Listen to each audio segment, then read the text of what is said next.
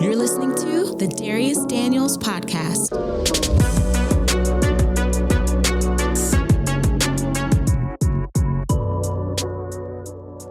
Well, what's up, everybody, and welcome to another episode of the Dharius Daniels Podcast. I'm Dharius Daniels, and I'm excited about today's show. Listen, I think each week we get better and better, and I believe today is no exception. We're going to have some conversations for the culture. We're going to have some conversations for your transformation. Listen, today we're going to be giving you keys and tips to help you overcome the arch enemy of your own evolution. What's that?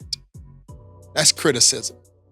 I can't wait for you to be strengthened, for you to be encouraged, and for you to be edutained on this episode of the Dharius Daniels Podcast.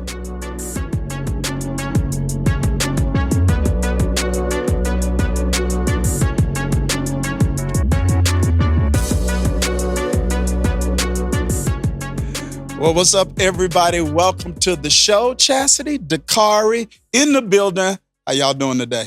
What's up? Hey, you were just telling us about your previous thug life that you used to live. Yeah, you did say you talked about you So having we're a going lot to of come tattoos. on the show and talk about that. But first, you did ask a question. Y'all I'm not doing ready for fine. this gangster. Let's talk Yeah, about I'm what doing you got. amazing. Yeah. Thank you so much. Yeah. Y'all not ready for this gangster. Yeah, let's talk Kill about you and Michael, these tattoos. kill Michael, Mississippi. Yeah, because he said he had thug life, like Yeah, Tupac, tattooed on right? his chest. Yeah, he did. Listen, there were no tattoo shops in my town. You couldn't even get Y'all ain't have What tattoo you had? shops? No, it's no tattoo shops in Kill Michael, Mississippi. Henna, though. Henna? Not close to the water, right? No, it's no hint of that. Listen, You know you what can't henna even tats rob. Like, everybody knows everybody. So if you try to rob somebody, they know your mama. Mm. Wow. They're like, who's it? Dharius? Boy, if you don't move, I'm get ready to call your mama. Yeah. Wow, I didn't know it was that small. It's super small. 630 people. So How you many were- people graduated in your class? 33. like 30? your high school? Yes. My high school graduating class was So it was 30. you know hard to be everybody- valedictorian, Yeah. wasn't it? Hey. I got them. I got this. I just got to be 32 probably people got all for 4 years. I can get them. Listen, probably got all the superlatives. Did y'all have All- superlatives? Like, Superlatives. you know, like best dressed, Yeah, class most clown, attractive. most Yeah. athletic. Yes. Like the most likely to succeed. Yeah, that was Yeah. probably you, right? I can't remember, honestly. Oh, I can't remember. How did y'all? I was class yearbook president, class- but that's his was all I probably remember. most likely to live a thug life. No, I'm thinking about his yearbook. This The gangster's pictures. real. Did y'all have Y'all yearbooks? Yes, we had yearbooks. So y'all was like on half the page. Y'all were like an ad, like in a church bulletin, like the graduating class half a page. If anybody from Montgomery County High School is listening to this podcast, this is Dakari who's throwing shade. No, I think At our it's great. school. Did everybody graduate though? You said it was 33, like in your class. Did Hey, everybody? this is the thing, though. When the class is that small, if somebody doesn't make it, Everybody knows. everybody knows. The car is so tickled.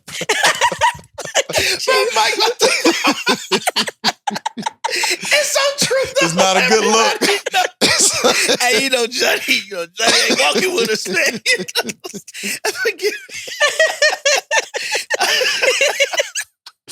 Y'all leave my city alone. Oh my Shout out God. to Kill Like, Michael. but you know somebody absent. Like you're like 1, 2. Oh, we got 30 today, man. What Yeah. Oh It my was- God, it was y'all, we got a show to interesting, do. We got a show to do. Hey, can we keep- get the yearbook? Anybody out here got the yearbook? Anybody got the yearbook? We gotta No. show the class. I don't even know if I gotta ask my dad because Oh he my keeps some of God. the stuff. I know I don't have the yearbook, but you're right. It had to be small. Yeah, I really It wasn't was expecting under you to say 100 that. people in the high school, though. Wow. It was under 100 people in the entire high school. I think I had like 400 and some people graduating in my class, my high schools. Yo, we started our class. I think we started about 600 kids, and it Really? ended up being like half of that at graduation. Wow. Yeah, Yeah, that's super. Hey, it's what it is. Small towns, gas station food. Mm. Yeah, you like that? I didn't have any, but I was in Louisiana this past week, and man, some of the best food. Did you dine and dash? Did you try it? No, Did you I try did it? not. Oh, That's I the only did place not. to dine and Well, dance how at are the you? gas How are station, you ain't it? living a thug life and not? Wait a minute. She keeps trying to impose my old ways on me. No, Yeah. not. Old I'm- things have I'm- passed away. Okay, go ahead. Hey. You I'm got deli- it. Come on, I'm elder. delivered. Yeah, you delivered. Deliver. With a You T. deliver. I was actually, there's no thugging in my history Oh, at all. So did you eat the gas station food? I didn't, man, but a couple of my friends did who were Yeah. in town. We were speaking at this same thing. So they had something called boudin balls. You heard of that? Mm-hmm. who? Never mind. That's like some New Orleans. I know in Boud- New Orleans they boudin? have. Boudin. Oh, okay. Yeah. So you just got to Google it. No, I've had them before. in You New Orleans. had them? Yeah, New Oh, Orleans. it's a type Yeah. of food. Yeah. Okay. It's like a concoction of a number of different It's like, things. though, it's right? weird. But I'm not going to call y'all ain't finna get on me, man, about They Louisiana. about to cancel the card. No, No, He but it didn't was call good they though. I food liked weird. it. It was a Yeah. weird dish. Yeah. Oh, okay. It just Yeah. has a lot of It's multiple super different things popular. inside Yeah. of it. It's super, super popular. Is it soup and- based, rice? It's Like pork. I'm trying to understand. Oh yeah, no, I'm good. Yeah. Mm-hmm. Yeah. Okay. Yeah. So you never ate a sausage biscuit from the gas station? Well, no, I haven't. Pizza. Pizza. Yeah, I you always know see they had people- like back in the day they had really good chicken tenders and like like this gas Please, station in please tell me Nashville. y'all are stealing from the gas station. No, let me make sure. Oh, no, I didn't.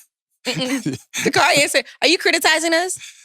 No, I'm not. Listen, We're gonna be talking about criticism a little later, but Yeah. that was not a criticism. I mean, listen, I'm all for it.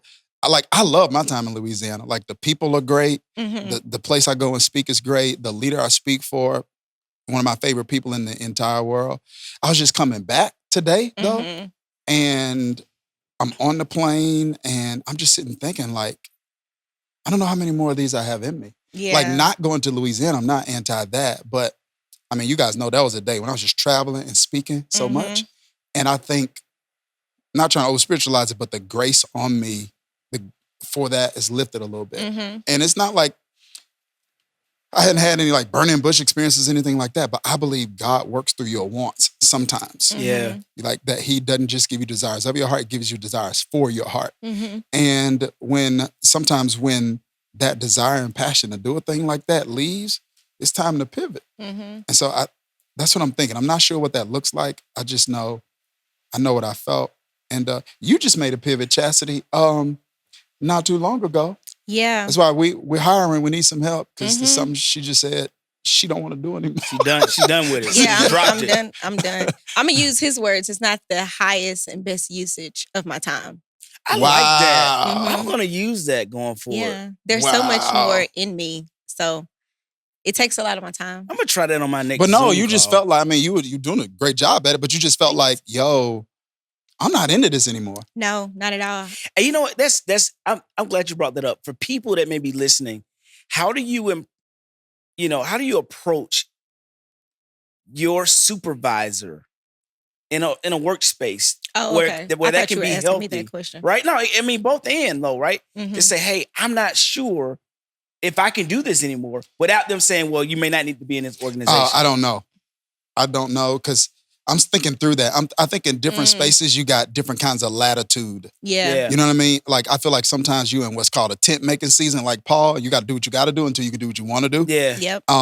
So I feel like it kind of depends a lot on the relationship with the supervisor and all of that. Yo, I don't want to shift the subject to like a somber place, shift the conversation to a somber place, but I feel like we gotta at least acknowledge and address like the sad, horrendous, horrific shooting Yeah, this that happened took while you place were recently. gone. Yeah. In Atlanta, Georgia, man. It's just Awful. it's just my heart just sinks. Something happens. Yeah. My heart Um, sinks and my heart also goes out to all of the families that were involved.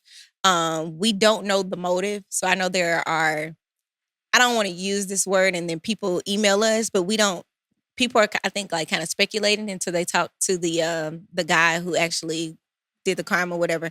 But for me, like as a woman to hear that and it happened like, what did it happen? Like a massage place or something like that. Mhm. Like that's kind of hard to hear because I'm sure those women were just working like they normally do. And I don't know if the guy just came in there and he just open fire on everyone or if it was something that led to it. But either way, there's not an excuse for it. Yeah. And as I was saying to you all earlier, what bothered me the most was the sheriff as he was making his statement when he said, the guy just had a bad day. Mm-hmm. And as I was saying, no, Trayvon Martin had a bad day. Absolutely. George Floyd had a bad day. There were others that really had a bad day. Mm-hmm. This guy was very intentional in his actions, right? Now, in terms of motive, we don't know, but his actions, that wasn't a bad day. That was a bad guy, in my opinion. Yeah. I think one of the things that I think is important and that we all can learn from with something like this is like with any kind of act, let's say even if it's a racist act, like I think the assumption is, it's got to be intentional and conscious for it to be racist or racially motivated. And there's something called unconscious bias. So you can be unconscious and unaware of your bias, and you don't have to be intentionally racial to commit a racist act. And so, I'm not saying that that's the case.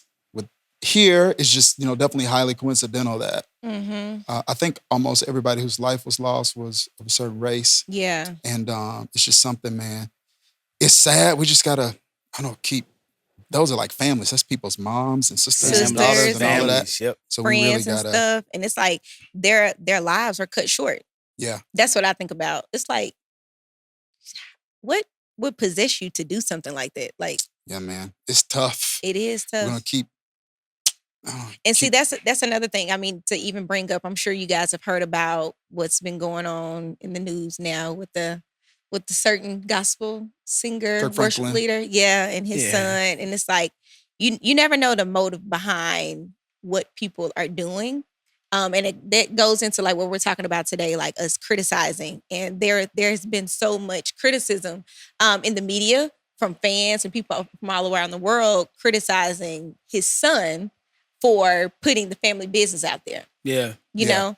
This is what I think. I think everybody has a right to have an opinion. Mm-hmm. Yep. I don't feel like you always got a right to share it. Nope. You know what I mean? Yeah. Mm-mm. Yeah. So I feel like with this, with this Kirk situation, that people can have opinions about whatever.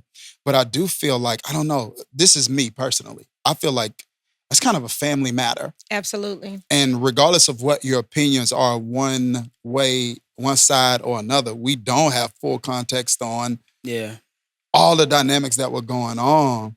And so I thought it was admirable for him to apologize and things of that particular nature, I guess. But I felt like you don't owe me an explanation about that's like none of my business. Nope. In terms of what's going on with you and your family. I just hope y'all are able to straighten it out some kind of way. Yeah, it was weird. I mean, when you live in a space where you hadn't had the best relationship, I'm talking about me personally, with my father, it's always interesting to see these different dynamics at work. I would have never shared a conversation. I would have never recorded it.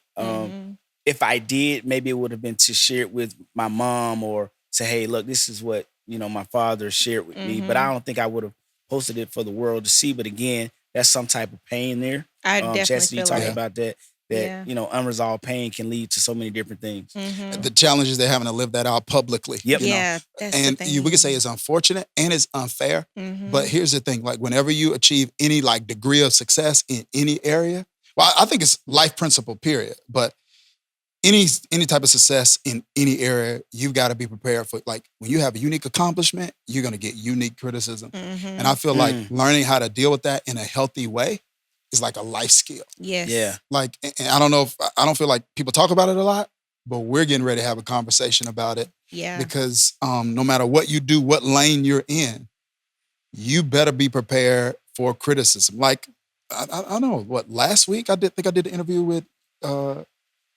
Yvonne, and she dealt with like criticism even from parents when it came to making making a decision, career decisions and things of that particular nature. So this is it's a life skill, and it's a life skill I feel like everybody needs to learn. We're gonna have a conversation about that coming up next, right here on the Dharius Daniels podcast.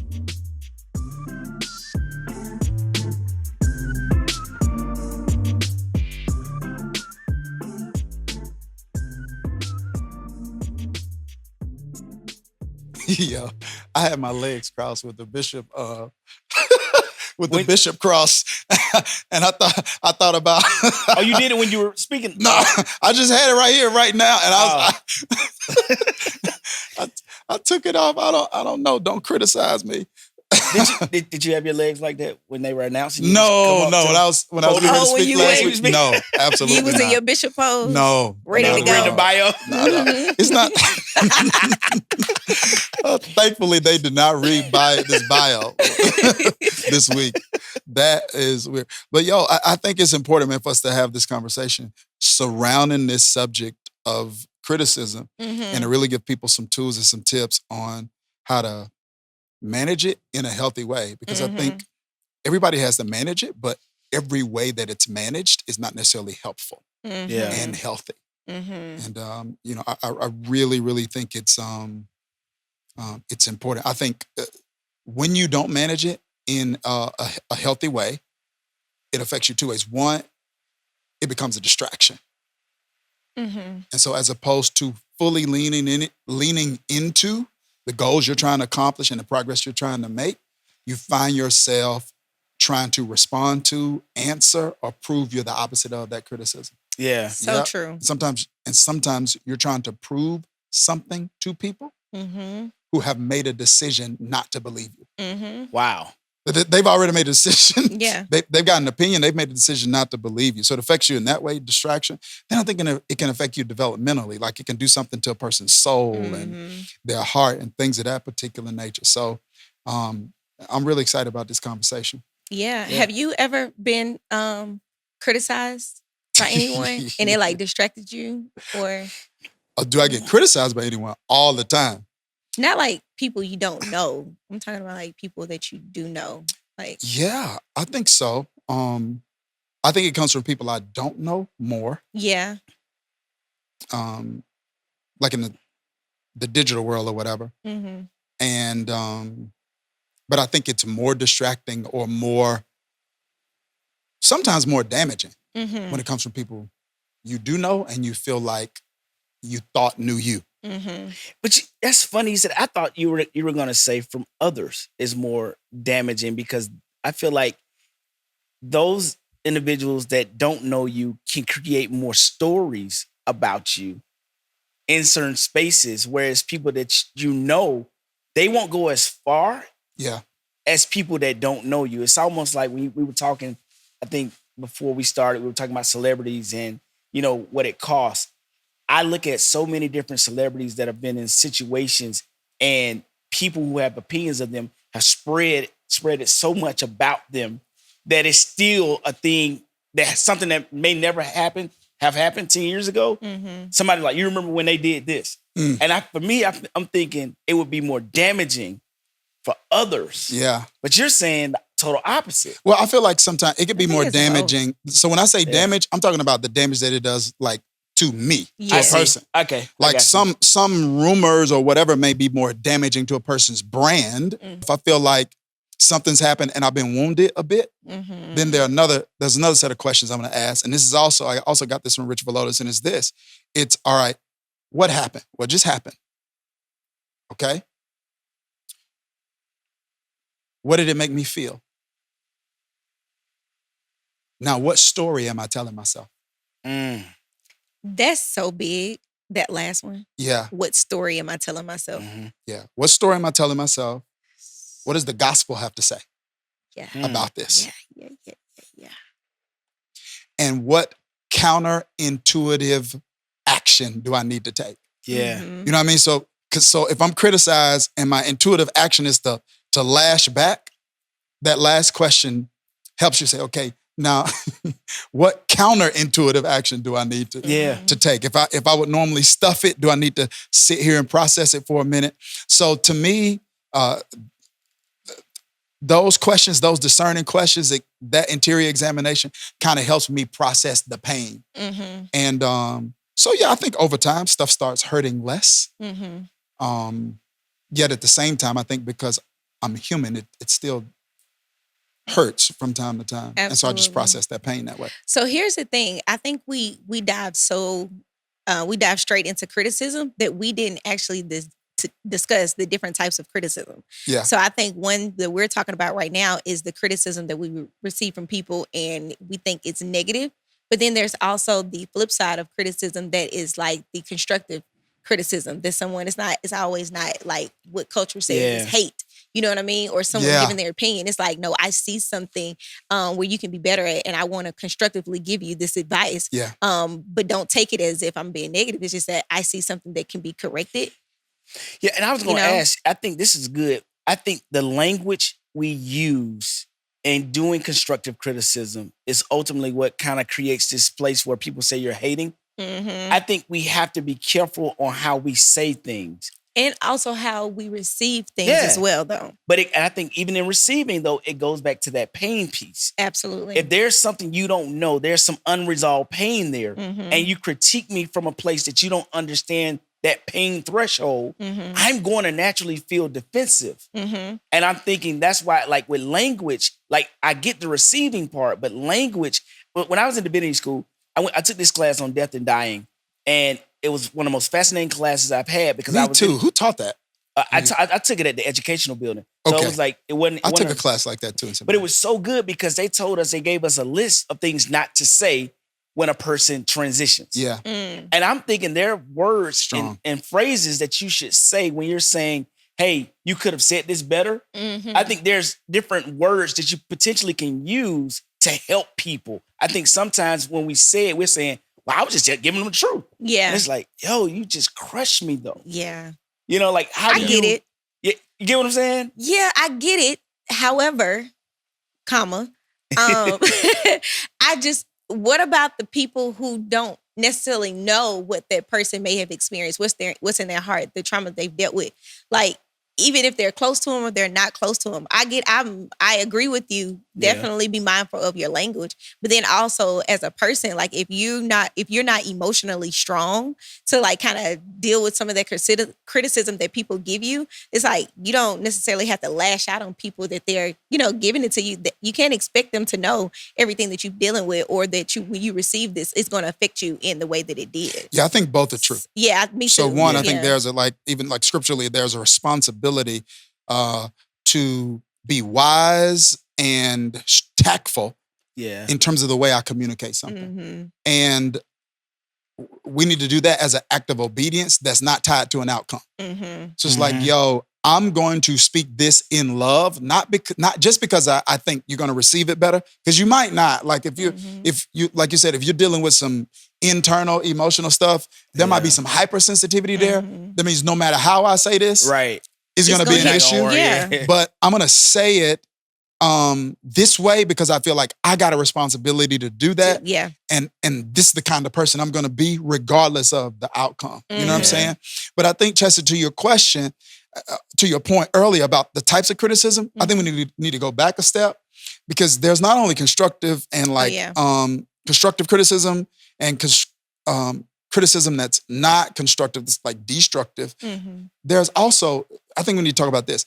There is informed and uninformed criticism. Okay. Man. I'm going to just get my phone out and pull up the notes app so I can just go and take my notes. Go ahead, keep talking though. I feel like recorder on. those two areas are the areas that I feel like are like super important. Yeah. Because some people like have opinions, but the opinions are like uninformed.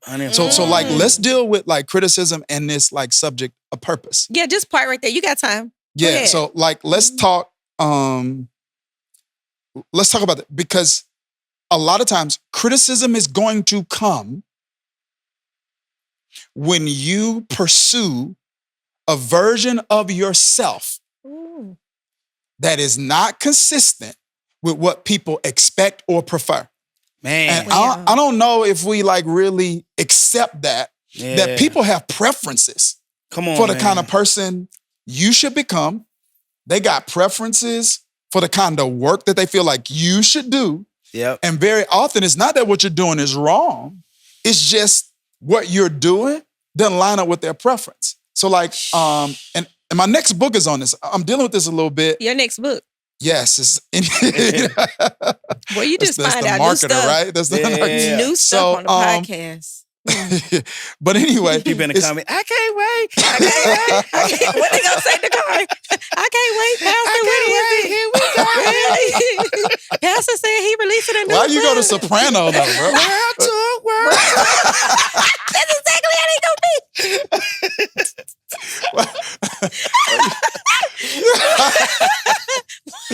Go to the car. Y'all, that's Dakari. Dakari Middlebrooks Yes. on Facebook and IG. Go drop all that. ID is Dakari J. But you know, Dakari I'm glad drop you're saying all that everything heat. you're saying, because we're gonna have a conversation about this when this stops. Because we had a conversation about another project, and it's based on preference, how people see you. Come So on, keep Dakari. going. Tell No. it is. No, I want you- Tell it is, Dakari. I want you to go and finish your point. Oh no, Don't let him finish no, it. we can put it all out here for the people. Yeah, go ahead. No, we're talking in code, but we can We put it talking all out code. here for the people Oh, in a okay, minute. we're going. Yeah. Straight talk. No This is my point, though. The point I'm making is a We lot of messing with people's criticism of other people is because that person. Now, it's different when the person you're becoming is destructive to somebody else. Yeah. Or the thing that you're doing is unhelpful or unhealthy to someone else. That's completely different. But when a person is becoming a version of themselves that's just different than your preference or your expectation, then it's like, you shouldn't be that or do that. And then it's like all that, the criticism comes. So I think it's important. This is a key, I think, to dealing with criticism. Is like discerning. Is this informed or uninformed? If this is uninformed criticism, then that goes into dismiss. That goes into dismiss category. It's Yeah. like you don't know enough to have that opinion. Right. Ooh, you don't know. Yeah, you don't know enough to have that opinion. opinion. You know what I mean? And I've seen this, like, I don't know why we keep going back here. I keep going back here, but like, I see this a lot, like with race conversations, where it's like people have opinion, like these strong opinions with little to no knowledge about racial history. Yeah. It's like, bro, like you had a really strong opinion and you don't even know what Jim Crow is. Right. It's like you're an expert on race. You don't even know what Jim Crow is. It's like you got an opinion. It's just it needs to be informed by some facts. You know what I mean? So I think distinguishing between that is important because you got to know, like, who's God calling you to be, what He's calling you to do, and then how's that supposed to be expressed? And when it's expressed in a way that people don't get it, like it's some people that just they don't want me to do this. They just want me to speak. They just want you in a box. Well, this is what I think. I think everybody's got to understand that everybody's not going to want all of you. Whew. Got me? Like there are different parts of you and people got the right to choose which part of you they want. So some people are like, yo, I just like Dharius when he's doing sermons. I don't like the podcast. I just like And that's Dharius fine. on Sundays. I don't like Dharius in between Sundays. Yeah, I don't like that. It's like, okay, I Wow. like when you're preaching, but don't do that EDS stuff. You know what I mean? So I like when you preach, but like don't start a business or like don't coach people. Don't. So Ooh. I think it's okay to say Wow. that's not something I want to receive for you. I think it's uninformed criticism when you say you shouldn't be doing You that shouldn't be doing it. Yes. because you don't have enough information Right. to make that. Right. See, for you to make that statement, that means Man, it's good. you got to know what God told me to do. Right. Right. Right. So, Right. Right. I think it's I just feel like I talked for a long time. But I feel no, like that's that was so really good. Yeah. Because you talked about two things that I was processing this. You talked about preference, and then another thing was expectations. Yeah. So is it fair that people can have expectations of you versus this idea of I Sure. prefer you to be this way? It is different. It is different. It is different. Like people have expectations of spiritual leaders. They have expectations of politicians. They have expectations of like entertainers. And Yeah. I don't have some of those expectations of people though. But yeah, I think right. People, this is what I think. I'm not trying to get like all No, analytical here. But I think some of those expectations, I feel like are because people unconsciously need you to be something. Wow. Like they need you to be something so they can feel some kind of way about them. And I think I don't have any words. when you I'm are just not here. that, Yeah. the reaction you get is like visceral and hostile or Yeah. whatever. It's like, yo, what is this? You're upset with me not being something I never told you I was. Yeah. Does that make sense? Yeah. And so I think those expectations are like more. It's like, I need my stars to be perfect, and I need my the people that influence me to be to express themselves a certain kind of way. And I think now, and I'm not talking about stuff like you having ethical expectations of like spiritual leaders. Absolutely, like, you should expect spiritual leaders to live with an ethical standard. I'm not saying that. You know what I mean? Yeah. So I'm not saying that. You should expect governmental leaders, public servants to live with like an ethical standard. So I'm not talking about that stuff. But there are just times I feel like it's really, really people projecting some of their unconscious and undealt with needs and emotions on you. But isn't that a lot of that also some type of trained or learned behavior? When you think about how I grew up, I was told this person should act like this. Like, for example, I was writing a paper once for divinity school, and just so happened I came home to Atlanta, and I was with my grandmother. I said, "Grandma, you're going to help me write this paper." "What, boy?" And we sit there, and I said, "Why did you never question the pastor?" I was really dealing with like theology. And she said, "Because he was the closest thing to God." So anybody else in her mind that's a pastor, despite that pastor being transitioned to heaven, any pastor that comes into her space is now seen as the closest thing to God. Yeah. So the expectations, right? So when I said I was called to ministry, her mind went, my boy's the closest thing. And I'm like, I'm the closest thing to the streets. Oh my God. Closest thing to the streets. I was like, your expectations are clear, right? Oh my God. Yeah, but the preference though, be you, it ain't that. Yeah. Like, I'm wrestling with that. So you get what I'm saying? It's man. I think a lot of it is also this learned behavior, what they saw or who's teaching you is so important to formation. Like what you're learning, what you're consuming is so important to I think people have a right to have those expectations. Yeah. But it's like you don't have but to unless it's like ethical or moral expectations, I feel like what you don't do is you don't have a right to be visceral or volatile when somebody doesn't meet them if I didn't agree to them. Yes, I didn't agree to it. Yes, right. You're upset with me for not doing something I didn't agree to do or not being someone that I felt like And 9 times out of 10, people are going to have those expectations for you. And they want you to agree to them. When we saw it a lot when I launched EDS last year. Yeah. Like we had to have hosts in the chat when I launched EDS to deal with the criticism. Oh, yeah. And it was like people had just watched me for 3 days. And I think they did a masterclass for 3 days, like an hour, almost every night. And it's like, and then when I opened the door for everyday seminary, it's like, I'm a professor too.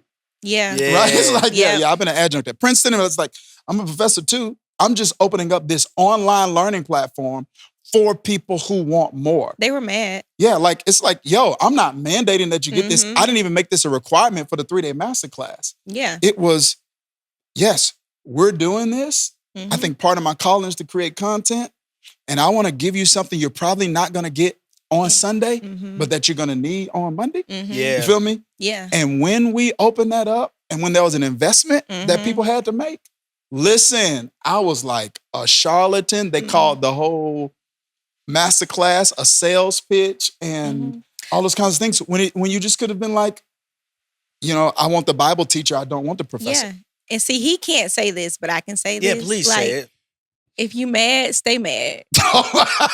Because it's only more to come. So, like, who's for you is going to be for you. And who's not, then you're a great content creator. Absolutely. And that costs. Well, yeah, here's the thing. I mean, it's the time that's invested into it. The years. Well, everything we had to do with EDS costs. But I kind of feel like people were upset about me not being something I never agreed to be. Yeah. I never agreed to be, and I was never called to be just the guy that just preached the message on Sunday. Because I don't believe that's enough to actually transform a person's life. Right. It was So the my life is unrealistic not just- expectation. Yeah. It's like, and it's unfair. It's like I'm a It's change. unfair. I'm a change agent. So I'm gonna do all kinds of stuff that 'Cause- help people change. And there are people that value that. And if you aren't a person that, if a person isn't a person that values that, I'm using me as an example. Yeah. Because I don't want to talk about anybody else. no, you know it's what I mean? fine. No, it makes sense. I'm using me as an example, but I want people who are hearing it, like in whatever your lane is, to get, Be you. get this and to be you and to try to faithfully align with who you feel like God's called you to be.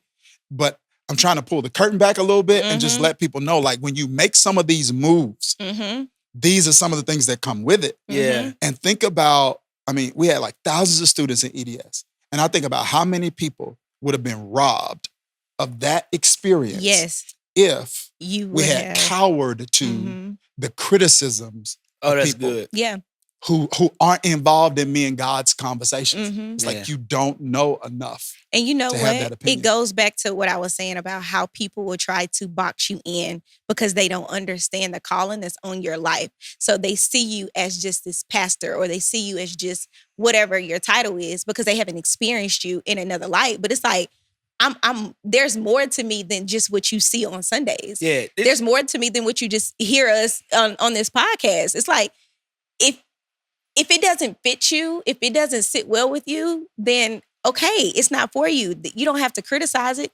Just say it's not for me. But so many people get distracted, and so many people are hindered from their purpose and living out their life calling because people have so much to say and criticize them for something that they think they shouldn't be doing. It's like, since when did God put you as the head of my life? Because I thought I had to answer him. That happens with women too. Absolutely. Right. So it's not just like the criticism that comes like with certain professions. It's like gender role. We need to have a conversation about that. Yeah. Like it's really social gender roles that influence Christian spaces too. Yeah. Right? And so it's like, well, how are you doing that and you're a woman? It's like, yo, because I can. Right. I think we need to continue this conversation. Yeah, it's really good. I think for the listeners, for us, although we're on this with you, we get so much too. Yeah. Right. So you bless us. So I'm grateful for that. Shout out. You know. Okay, Dakari, don't go too far. No. But I gotta tell it because look at my continue, man. Continue. He has his legs crossed. If you're listening via audio, they do they you see that they do they foot like they do they foot. They turn it like. He blessed. Go ahead, continue. I'm blessed. I bless you. He blessed us so well today. Right? Yes. Speak for About yourself. criticism, Chad. He blessed us so well today that we have no other choice but to do this show. Hey, Dakari, I bless you so have no well. other choice but to do this other show. Yeah. It's all about him. You know, It's all about him.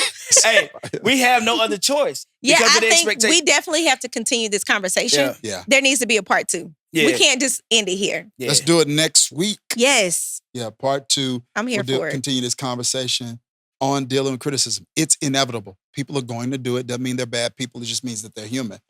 We've got to learn how to manage it and manage it properly. And we hope this conversation help you. Hey, I'm excited. I want you to stay tuned. We're getting ready to wrap this up with favorite part of the show, the Ask Dr. Dharius section right here on the Dharius Daniels Podcast.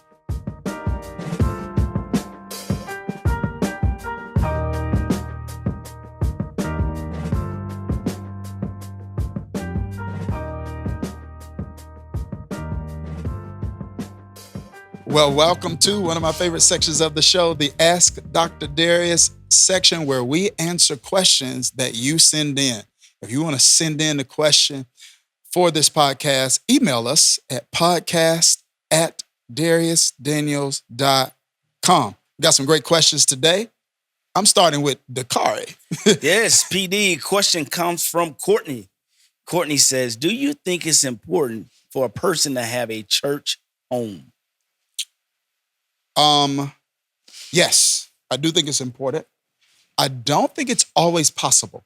And when I say possible, I mean there might be certain seasons where a person's discerning what's next. There might be, frankly, times where a person moves maybe to a remote part of the country or part of the world, and it's difficult to find one that they feel like they're able to connect with. But generally speaking, whether it's, and people have different thoughts on this, but me, whether it's digital or physical, generally speaking, this is what I believe. All of the commandments in Scripture regarding, like, to leaders about how to shepherd people well are commandments given with the assumption that you know what flock you're responsible for. Yeah. So, like, I'm a spiritual leader, but I can't go into Walmart and say, hey, are you a Christian? You know, you need to do what I say. So I say that to say, on the flip side, all of what the Bible has to say to Christians about how to respond to leadership is based on the assumption that you know who that leader is. I agree. And without a church home, right? Without a church home, you don't know who is my designated voice, who's the spiritual watchman, watchwoman of, some people just got mad with that, but watchwoman yes. of my soul. So, yeah, those are my thoughts. That's good. Okay, my question comes from Mike. What is the one common myth about your profession or field that you want to debunk? That I kind of consider myself, some people don't like this, I kind of consider myself a spiritual entrepreneur. So it's like when you you say that to me, it's like, I don't know. But I think they're asking that like as a pastor. Mm-hmm. And I feel like the common myth is that we're special. That y'all are special. That special, like that there's some kind of like Jesus juice that we get. Oh, gotcha. Yeah. That everybody else doesn't get. Really? I thought y'all got Jesus juice. No, there's no special. There's no special Jesus juice that we get. Any. I think this is why people are like so surprised sometimes when things happen and things of that particular nature. I feel like we have to cultivate and manage and tend to our relationship with God just like anyone else.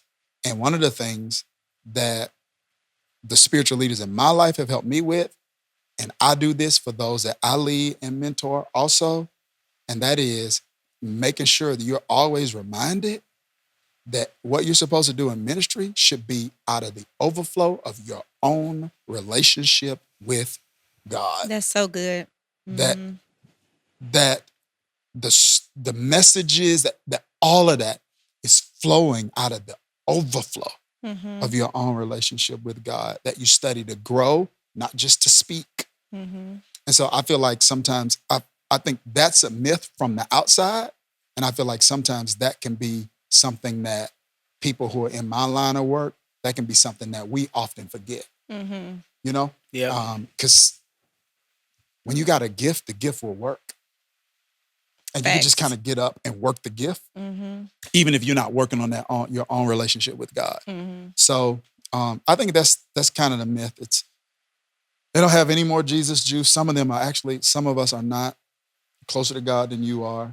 And we got to work the same way to cultivate it. And it's something I'm not perfect at, but I work really, really hard at that That's piece. Good. That's what's up. It was good.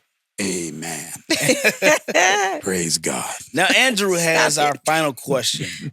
Andrew asks, when do you cut ties if you continue to pour into someone and you're seeing no fruit or growth? When do you cut ties? All right. So here's the thing. This might be a little controversial. I don't know if lack of growth is always a reason to cut ties. Now, if you feel like maybe you've got this is going to sound so spiritual, a release to do that, you feel intuitively or spiritually, I've made all the contribution I can make here, and then it's okay to go. Yes. Right? Yeah. Yet at the same time, I do feel like when we say, yo, there's no fruit and no growth, I'm like, according to whose timetable? And sometimes things are growing, but they're growing under the surface. So it's like, is there no fruit or no growth, or is there not the kind of fruit or growth that you'd like to see? And I think it's anybody that's in the people development, that does people development work of any kind. One of the personal attributes that you must develop in working with people is patience. Because I am telling you, people don't grow fast. And anybody who says they do, I don't believe you're really investing your life in people. There's a remnant of people, like a small percentage, that are going to grab it and go. Yeah. Others will have to hear it repeatedly, have to go through seasons and situations in life that make them ripe and ready to actually apply. But if you're in the people development business, everybody you're mentoring, they are not growing fast. So I think if they don't have a hunger, if they're not willing to receive, then you're casting your pearls before swine. I feel like, and it's time to pivot.